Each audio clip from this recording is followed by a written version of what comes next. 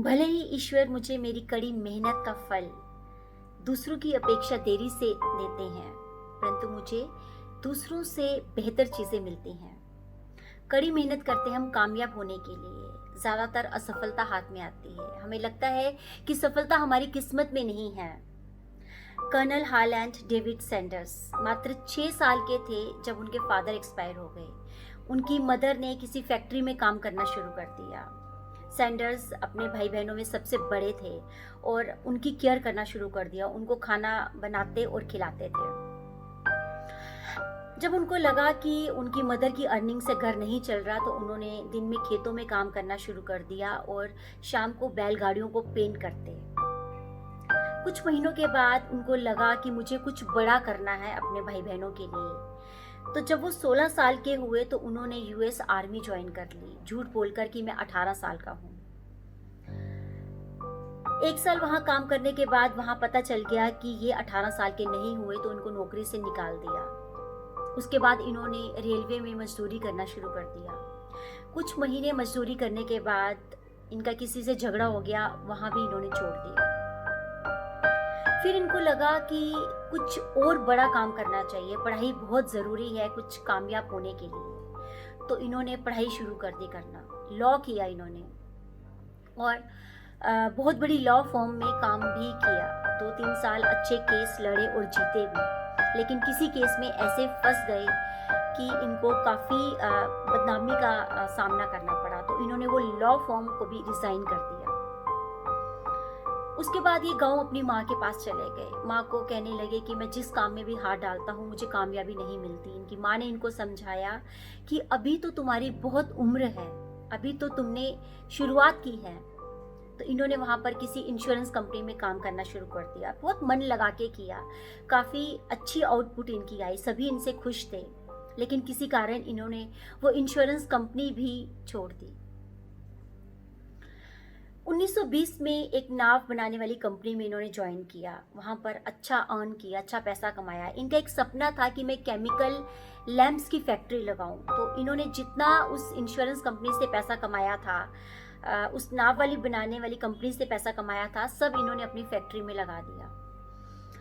Factory अच्छी चलने लगी। उसके बाद इनका एक कॉम्पिटिटर वहाँ पर आ गया जिसने अच्छी क्वालिटी देना शुरू कर दिया केमिकल लैंप्स की, और चीप रेट्स में मार्केट में अपना सामान उतारा। तो इनका काम थोड़ा सा ठप हो गया, तो इनको वो फैक्ट्री भी बंद करनी पड़ी। उसके बाद इन्होंने एक फ्यूल स्टेशन में काम किया। 1-2 साल फ्यूल स्टेशन में काम करने के बाद भी इन्होंने वो कंपनी छोड़ दी। फिर इनको किसी दोस्त ने एक सर्विस स्टेशन दिया कि तुम इसको संभालो, इसको काम करो। सर्विस स्टेशन में इन्होंने बहुत मन लगाकर काम किया। फिर इनको लगा कि कुछ अलग करना चाहिए। तो इन्होंने खाना बनाने का शौक इनको बचपन से ही था। तो इन्होंने एक स्टॉल लगा दिया, वहाँ पे फ्राइड चिकन ये सेल करने लगे। जो लोग आते उनको ये फ्री ट्रायल देते, टेस्ट कराते, फिर वो लोग इनसे बाय करते। तो इनका जो स्टॉल वाला फ्राइड चिकन वाला काम था अच्छा चल गया। तो इन्होंने एक मेन रोड पे शॉप ले ली। वहाँ के गवर्नर भी आए इनकी शॉप पे जब बहुत फेमस हो गई ये। तो इन्होंने उस चिकन को नाम दिया केंटुकी फ्राइड चिकन। काफ़ी अच्छा काम चलने लगा इनका। वहाँ पर लोग दूर दूर से आते इनका फ्राइड चिकन टेस्ट करने के लिए। तो किसी कस्टमर से इनके एम्प्लॉय का इतना झगड़ा हो गया कि इनको वो रेस्टोरेंट जो था, दुकान थी, वो बंद करनी पड़ी। फिर इन्होंने एक अलग जगह जाके काफ़ी बड़ा रेस्टोरेंट खोला। बहुत साल तक वो रेस्टोरेंट चला, लेकिन कहते हैं ना कि किस्मत में कुछ और ही मंजूर था। तो इनकी उस रेस्टोरेंट में आग लग गई, ये फिर सड़क पर आ गए।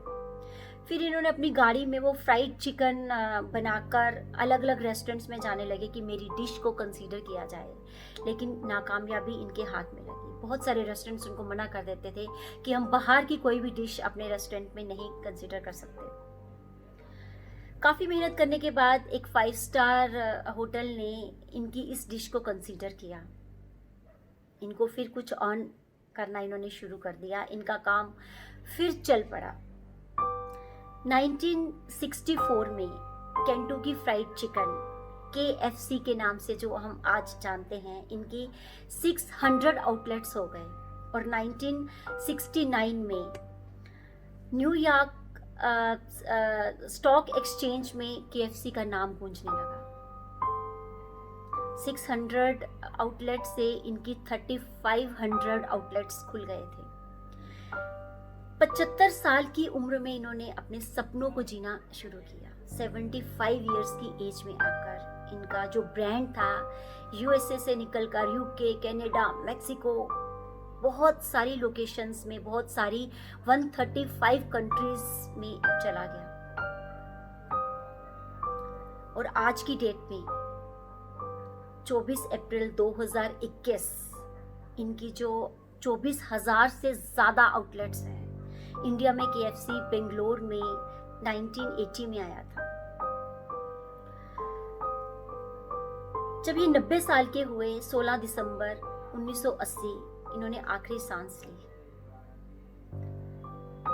आज अगर आप देखें तो वर्ल्ड में लार्जेस्ट रेस्टोरेंट की चेन में आता है, सेकंड नंबर पे आता है मैकडॉनल्ड्स के बाद KFC। तो कितनी मेहनत की इन्होंने, अपनी एज को नहीं देखा, 90 इयर्स तक जीते रहे और दुनिया को कुछ ऐसा कर दिखाया जो नहीं कर सकता था। हम ठान लेना तो कोई भी काम आसानी से कर सकते हैं। मैं तो कहूँगी कि इतनी कड़ी मेहनत करें सफलता पाने के लिए कि ईश्वर भी रिजल्ट देने में कंजूसी ना करे। सैंडर्स की स्टोरी में हमें 5 चीज़ें सीखने को मिलती हैं। उनका आत्मविश्वास, हर एक काम में हाथ डालना, कड़ी मेहनत करना और अपने दिमाग और शरीर से एक ही तरह की सोच रखना।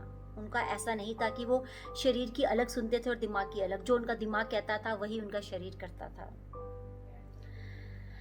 और सबसे बड़ी बात, इतनी हार के बाद, इतनी नाकामयाबी के बाद जीत ने उनका साथ दिया। तो ये सीख मिलती है, ये लेसन मिलता है हमें सैंडर्स की स्टोरी से कि उन्होंने 6 साल की उम्र से लेकर 90 साल की एज तक वो मेहनत करते रहे। और आज उनका लोगो जो आप देखते हो, उनका जो ब्रांड है वो खुद ही हैं अंकल जो आपको दिखते हैं। तो कैसी लगी आपको सैंडर्स की ये स्टोरी? अगर आपको पसंद आई है तो प्लीज़ इसको लाइक करें, शेयर करें और मेरे चैनल को सब्सक्राइब करना ना भूलें। हम ऐसी ही और भी स्टोरीज लेकर आएंगे बहुत जल्दी आपके पास। Thank you so much. Take care of yourself.